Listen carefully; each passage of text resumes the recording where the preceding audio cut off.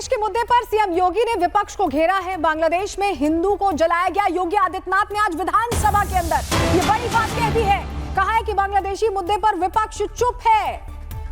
Gaza पर शोर सुनाई देता है लेकिन हिंदुओं की हत्या पर चुप्पी चुन ली जाती है। घुसपैठियों को भगाएं तो रोना मत, योगी ने ये बड़ी बात कही है। बांग्लादेश में जिस तरह हिंदुओं पर अत्याचार हुआ है उसको लेकर सदन के अंदर अपनी आवाज मुखर की है। सुनिए जरा। आप लोग तो हर एक कार्य को आप वोट बैंक के नजरिए से देखते हैं। आपकी नियत है, आप किसान को वोट बैंक की नजर से देखते हैं इसलिए कुछ किए नहीं। आप दलितों को वोट बैंक की निगाह से देखते हैं इसलिए कुछ बोलते नहीं। इसलिए मैं कह रहा हूं ना, देखो बांग्लादेश में एक दलित नौजवान को कैसे जला दिया गया है।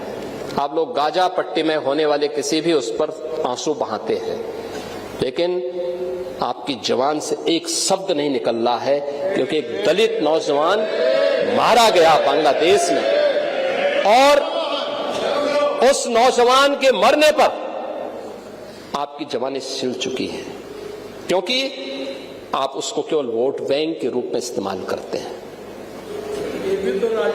ये राजनीति नहीं है पांडे जी, ये राजनीति नहीं है, ये वो सच्चाई है जो आपकी तुष्टीकरण की नीति है जिसके कारण बांग्लादेश बना है। अगर बांग्लादेश पाकिस्तान नहीं बना होता इस तरीके से हिंदू नहीं जलाया होता और जलाता तो फिर उसकी क्या दुर्गति होती यह वह भी जानता। ये सुरक्षा की गारंटी, वहां मारे जा रहे हैं हिंदू, आप लोग नहीं बोलेंगे। एक कैंडल मार्च निकाल के चलते हैं गांजा के मुद्दे को लेकर के, लेकिन पाकिस्तान और बांग्लादेश में हिंदू मारा जाता है तो आपके मुंह बंद हो जाते हैं। तो बांग्लादेश में मोहम्मद यूनुस खुद के बुरे जाल में फंस चुके हैं तो वहीं पश्चिम बंगाल में ममता दीदी को उनके ही विधायकों ने सियासी अधर में फंसा दिया है। दीदी के सामने हिंदू मुस्लिम वोट बैंक की सबसे बड़ी समस्या खड़ी हो चुकी है।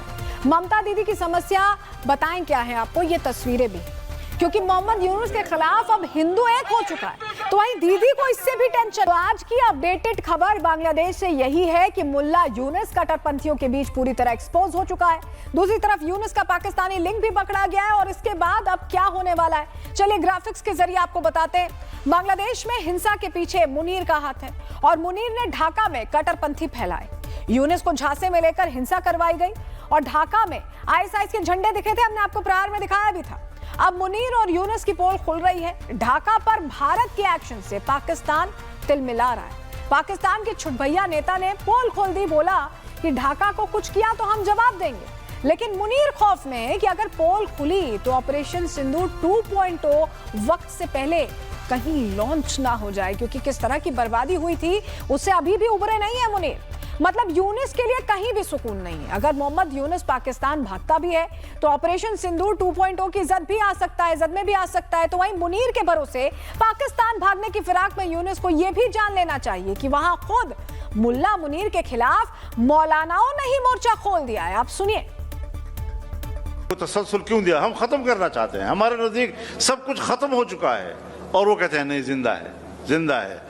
देहातों में छोटे मदरसों के अंदर जहाँ के गरीब मौलवी साहब वहाँ पढ़ा रहा होता है, वहाँ पर उनका थानेदार जाता है, रौब-दाब करके उनको खौफ में मुब्तला करता है, हरासा करता है और फिर कहा जाता है आप पाकिस्तान को मजारिस्तान बनाना चाहते हैं। बाबा, हमने तो आपको नहीं कहा कि आपके हाथों से पाकिस्तान मसाइलिस्तान बन गया है। बांग्लादेश टू पाकिस्तान मुल्ला वर्सेस मौलाना की जंग चल रही है तो वहीं भारत विकसित भारत की दिशा में आगे बढ़ रहा है। आज इसरो ने एक बार फिर से बड़ा कीर्तिमान रच दिया। इसरो ने अब तक का सबसे भारी सैटेलाइट ब्लूबर्ड ब्लॉक 2 लॉन्च किया है। श्रीहरिकोटा के सतीश धवन अंतरिक्ष केंद्र से आज सुबह जो है LMV-3M6 रॉकेट से अमेरिकी सैटेलाइट ब्लूबर्ड ब्लॉक 2 लॉन्च किया गया।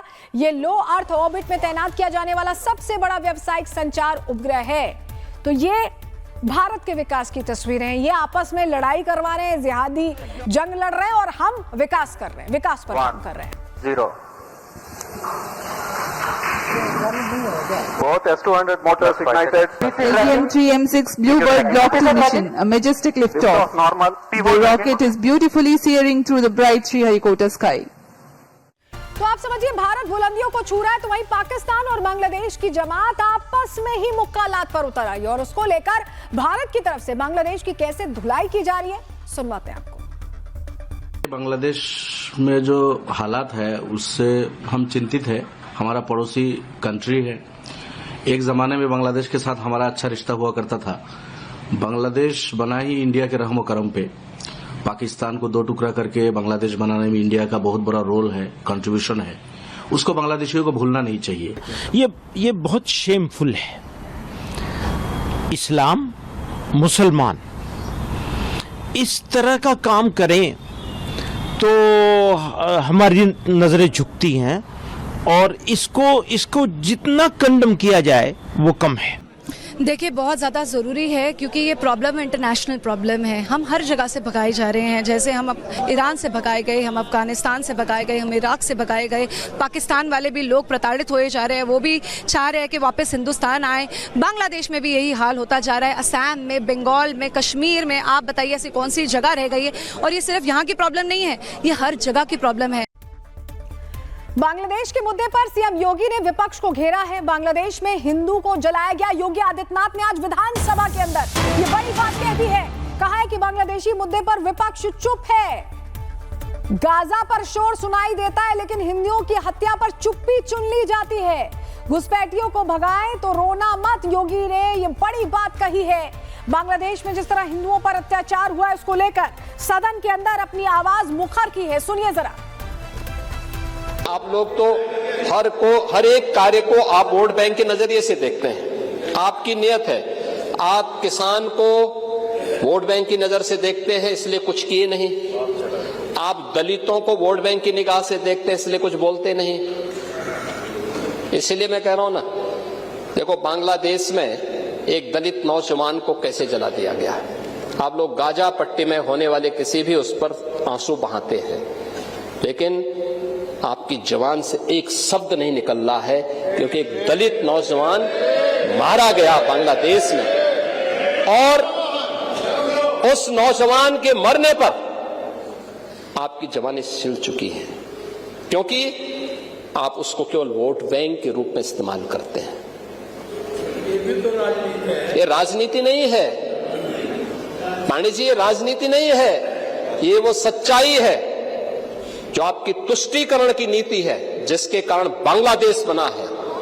अगर बांग्लादेश पाकिस्तान नहीं बना होता, इस तरीके से हिंदू नहीं जलाया होता, और जलाता तो फिर उसकी क्या दुर्गति होती या वह भी जानता। ये सुरक्षा की गारंटी, वहां मारे जा रहे हैं हिंदू,